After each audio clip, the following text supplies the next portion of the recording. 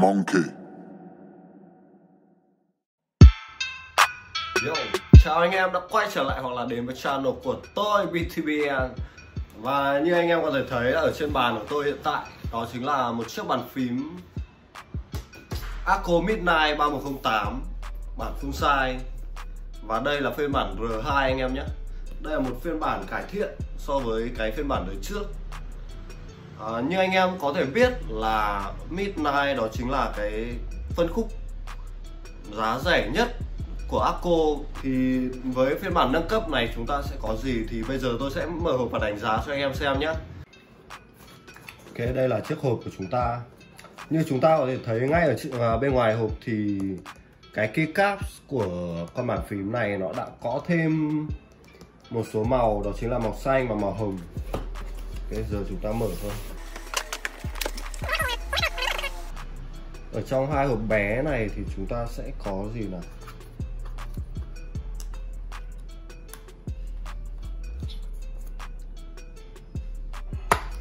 Khó mở đấy nhỉ. Cái hộp bé này thì tôi đoán nó là dây cáp rồi anh em. Trong cái hộp to này thì nó sẽ là switch tặng kèm.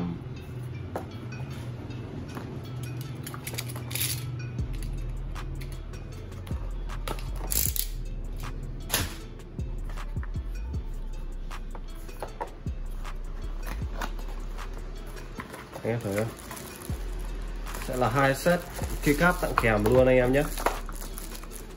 Và đây trong tổng số hai cái set này nó là 40 nút anh em ạ. 40 nút luôn anh em nhé.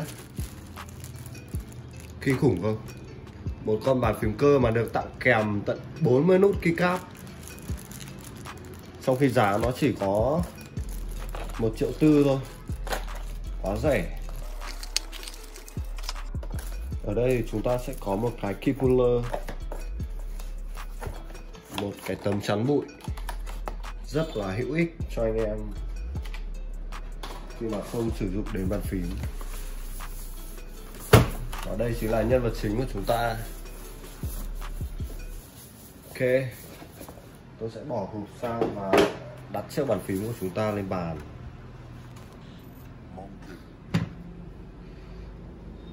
Cái cảm quan ban đầu thì nhìn nó khá là giống cái bản trước.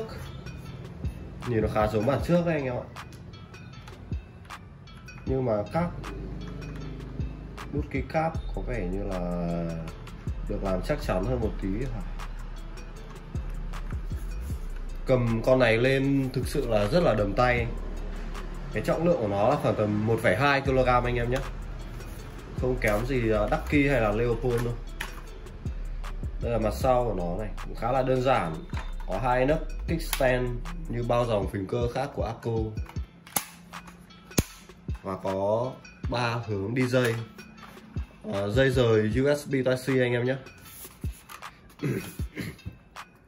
Về cái chất lượng build của con này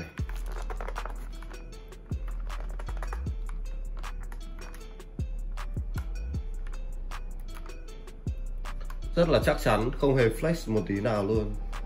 Cảm giác như nó chắc chắn hơn bản trước một xíu xíu anh em ạ. Về cái độ cao của con bàn phím này thì không phải là quá cao đâu, nhưng mà ok, đối với một con bàn phím full size thì như thế này là rất là vừa. Tôi rất là thích cái thiết kế này của Akko nhé. Nó vừa kiểu gọn gàng mà nó kiểu tinh tế nhã nhặn. Nó không bị quá thô kệch hoặc là cũng không phải là mỏng manh quá. Đó. Cái tiếp theo chúng ta sẽ nói về keycaps của chiếc bàn phím này. Cái set keycap này thật sự là rất là chất lượng anh em ạ. Tôi tháo thử thanh space ra xem nào.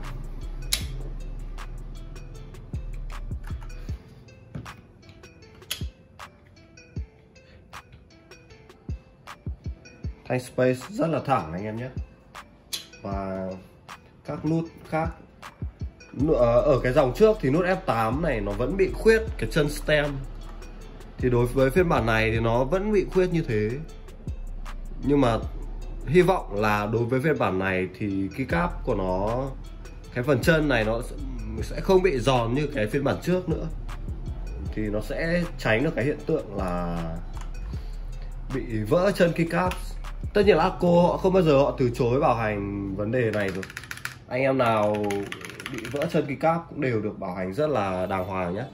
Và set keycap này của Akko là chất liệu PBT Double Shot Cherry Profile, thông số khá là giống so với các set keycap Cherry Profile khác của Leopold hoặc là các thương hiệu phím đình đám khác. Keycap của Akko thật sự là khá là chất lượng đấy. Tôi sẽ lắp lại thanh space này vào, nhưng mà trước khi lắp thì tôi sẽ nói về cái stab đi. Anh em có thể thấy stab của nó này.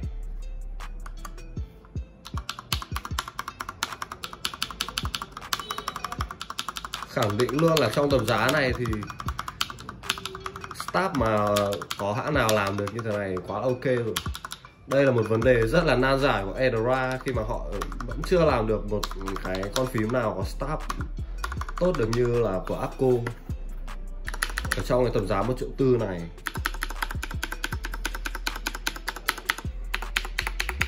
Stab này là stab bản V2 của Akko tự sản xuất anh em nhé. Khá là ngon, cũng khá là đầy màu sắc. Và đối với stab này thì Akko đã loop sẵn rồi, nên là tất nhiên là cái độ mượt của nó rất là ổn áp.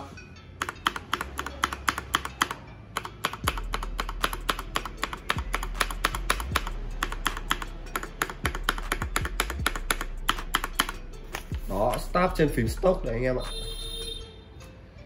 Cái tiếp theo chúng ta nói đến đó chính là switch. Ở đây thì tôi sẽ có cho mình là phiên bản Akko Pink Switch. Chúng ta sẽ tháo thử nốt ở row trên đi nhá. Đây là Akko Pink Switch V2.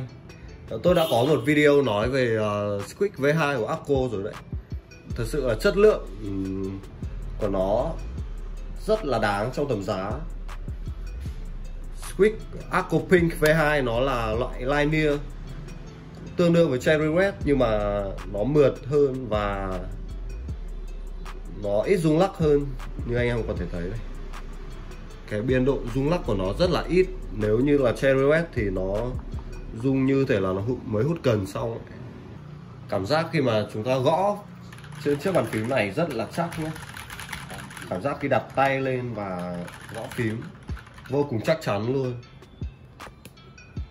Anh em có thể ca ngợi các dòng phím stock khác của Finco này, của Leopold, của Ducky, nhưng mà thực sự là với mức giá là dưới 1,4 triệu thì Akko đã có một cái ứng cử viên có thể là tiệm cận được chất lượng của các chiếc bàn phím từ các hãng đình đám đó rồi.